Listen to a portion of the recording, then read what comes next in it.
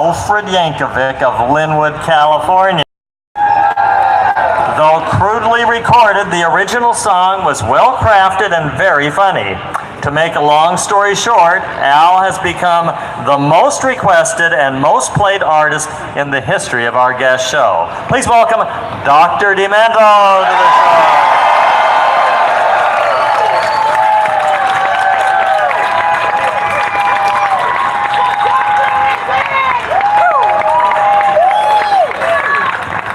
They asked me to talk about what it's like to know Weird Al Yankovic in person. Well, I've known him for so long, I knew him before he was weird. Well, before he was Weird Al, anyway, people began calling him Weird Al because he's a little different. And he took that as a badge of honor.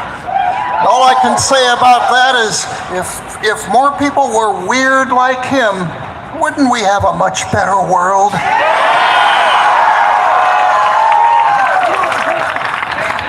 Well, as you just heard, I first heard of Al with a homemade cassette in the mail, one of probably 20 or 25 that I got that week. It was not state of the art, but it was funny, the lyrics and the accordion and everything. And somehow, most importantly, he made that song really come alive on that cheap cassette recorder. Well, after he'd sent me a couple of more of those tapes, I was convinced he had a special talent and I wanted to meet him. So I invited him up to my live show on station KMET, and he showed up in a suit and tie, which for a high school kid in 1976 was almost as weird as having an accordion on your tape. Well, I soon found out that when the mic was off, he was very soft-spoken. Little shy, but obviously very intelligent. And that was even before I knew he was the valedictorian of his class. He told me he'd been listening to my show for a while, and he obviously heard a lot, learned a lot from listening to Spike Jones, Stan Freberg, Frank Zappa, and particularly Alan Sherman, whose song parodies were so very popular in the 1960s. You know, you don't often think of funny people as being perfectionists, but Al is one of the great perfectionists and a workaholic as well. He knows what he wants and he knows how to get it. He watches and then he figures out how to do it himself. And he's also very loyal to those he works with. He's had the same manager and the same band for about 35 years now. How many people in Hollywood can say that? And the people that he works with and his fans are extremely loyal to him. Look how many there are here.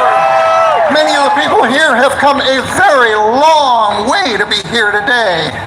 And nowadays at his shows, you'll see those people with their kids and, yes, a few grandkids. Al has been doing this a long, long time. He's had a longer and more fruitful career than anyone else who's ever created and performed funny music, and no one's ever done it better. I'm very, very proud to be here and to say that this man's career began on the Dr. Demento show. Still on the air. DrDemento.com. Hey!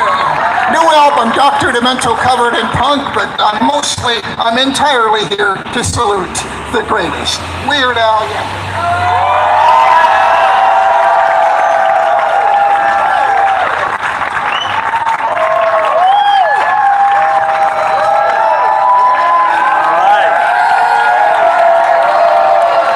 Thank you, Dr. Demento. So I've got a couple of acknowledgments to make. I just wanted to acknowledge that we have with us the mayor of the city of Linwood, California here. To be sure they could honor one of their favorite sons, please acknowledge Jose Luis Olache, the mayor of Linwood. And he also said they're very proud you're the valedictorian. We also want to acknowledge our friends from the Line Friends store and the Hollywood Experience for letting us block their store today. But I know with all of the Weird Al fans who are going to come back, they're going to reap rewards from that.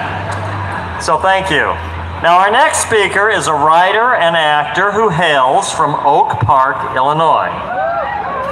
Anybody know where Oak Park is? All right. He is best known for his role as Lieutenant Jim Dangle in the series Reno 911. He has written several films, including Night at the Museum, The Pacifier, and Balls of Fury. Please welcome Thomas Lennon to the stage. All right, Tom!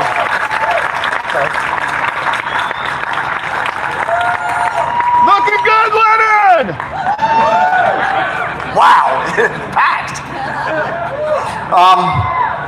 So they say you should never meet your heroes. But in 2005, at the Staples office supply store on Wilcox, I did just that. The store had just opened. It was 11 a.m. on the dot. Apparently it was some kind of emergency that I get printer toner on a Sunday morning. And another man was pondering the printer toner wall with me, a man with a magnetic energy and hair like something out of the movie The Wiz. I recognized him, I instantly freaked out, and I tried to act cool, and I said, "Excuse me, are you Weird Al Yankovic?" And he replied, "Yes, are you Lieutenant Dangle?" And I said, "I am. Should we just agree to be friends for life?" And Al said, "Okay." And we shook on it, but the punchline of that story is that then we did. No kidding, I just asked Weird Al Yankovic if I could be his friend, and he said okay. And then he did it. He became one of the best friends that I would ever have, and one of my only friends who's not pretty weird.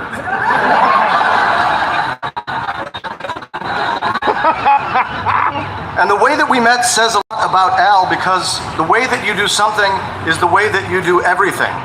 And Al does everything the best way that it can be done.